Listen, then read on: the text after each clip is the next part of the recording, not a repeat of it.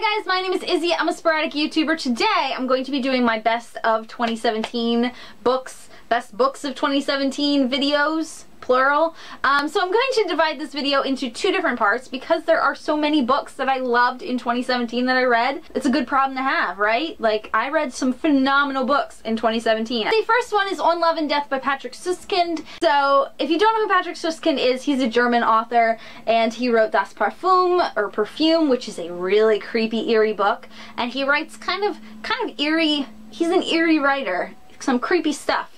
But this is actually just essays and him being like philosophical a bit. And it can be quite ranty, which I like, because if you've been watching my channel at all, or if you're new here, hi, sometimes I rant a little bit because that's who I am. I have no filter and that's just who I am. I will also warn you, if you are religious and you're sensitive about your faith, I would recommend not picking this bad boy up. I'm not religious, that's just not who I am. So this doesn't affect me too much, but he does take a little bit of a hit at Christianity, which I thoroughly enjoyed, which makes me sound like a really terrible person probably to anyone that's watching this. People are probably like, unsubscribe to this Satanist loving bitch. I'm just kidding. I'm not religious at all.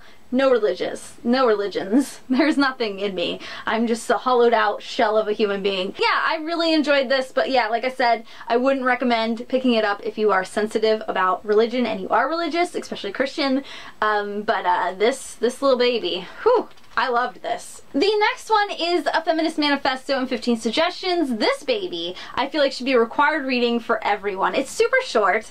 It'll take you like a minute to get through, and it's just so powerful. And I feel like if you're female, this book is really going to empower you so much. And I feel like if you're male, it's going to give you another perspective on things. And I really do think this is a very, very, very important book. And it's so small. Like, it'll just take like a second of your time. That I just think it is so important. So important and great and phenomenal and amazing, and you should pick this up.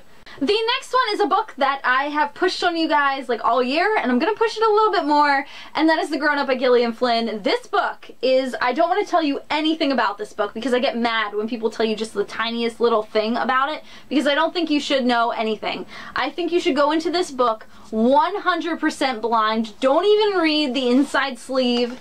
Just go into it, because that's how I did.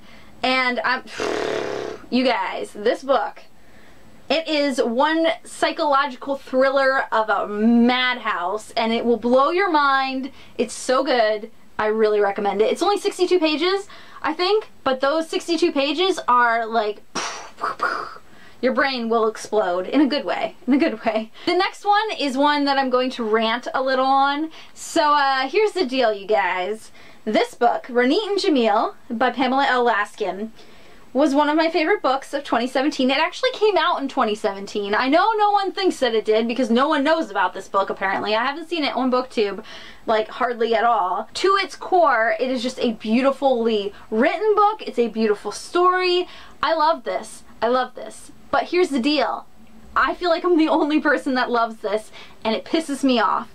So if you go to Goodreads for this, it has like a 2 point something, which is just, I just can't. So if you don't know what this book is about, it is a modern day retelling of Romeo and Juliet-esque, and it's set in modern day Israel between an Israeli girl and a Palestinian boy.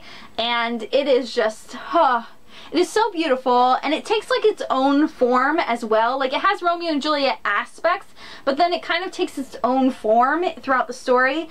And it is told in verse, so maybe that's why some people don't like it. It's told in verse, so it's very lyrical. And there are also like actual lines from Romeo and Juliet mixed into the story, which I am all about.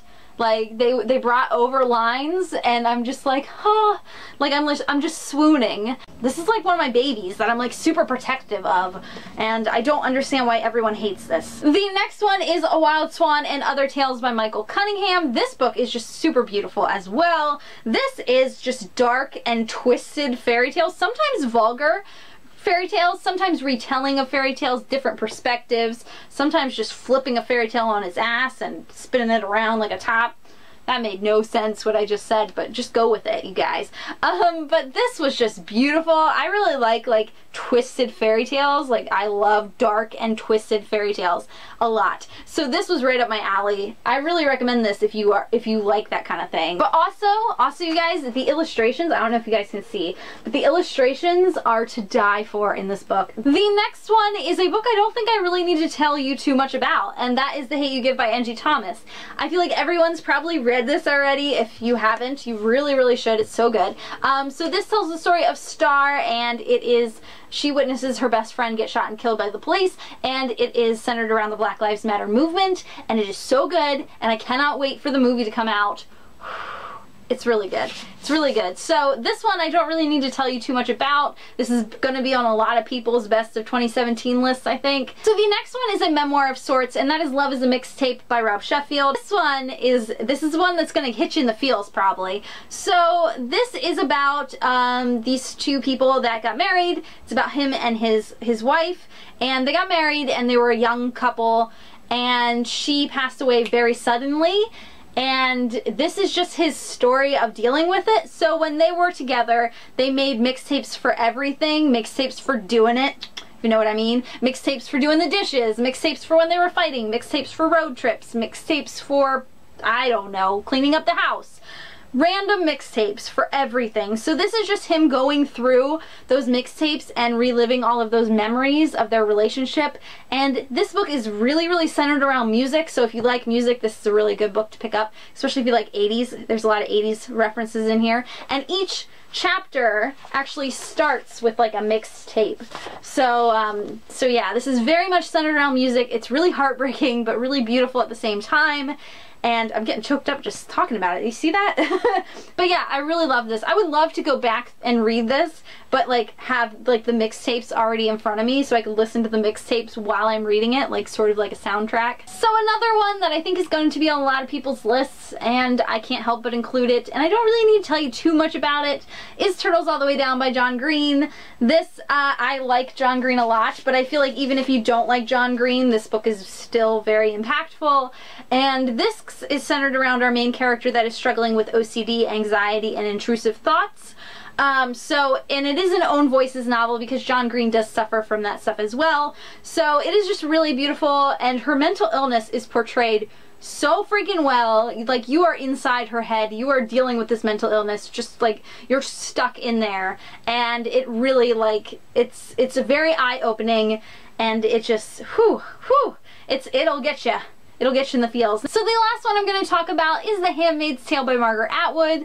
If you haven't read this yet, I thoroughly recommend it. It is really creepy and really scary, but in a good way. This is set in like a dystopian world, and I compare it to 1984, but the female version of 1984. Like, this is the woman version of 1984, which 1984 is one of my favorite classics. I think it's one of those creepy dystopian books that are just a hair too close to reality and a hair too close to what could be, that it's just that scary. It's one of the scariest books I've ever read, and this is just as scary. I've actually learned since that Margaret Atwood actually wrote this because she was inspired of 1984 and she wanted a feminist version of that. So if you haven't seen the Hulu original series, you really should. The trailer for season 2 just came out not too long ago, and it is phenomenal. Oh my god, it's so good. I watched it like 1,000 times and I still get goosebumps. So that is it. That is part 1 of my best books of 2017.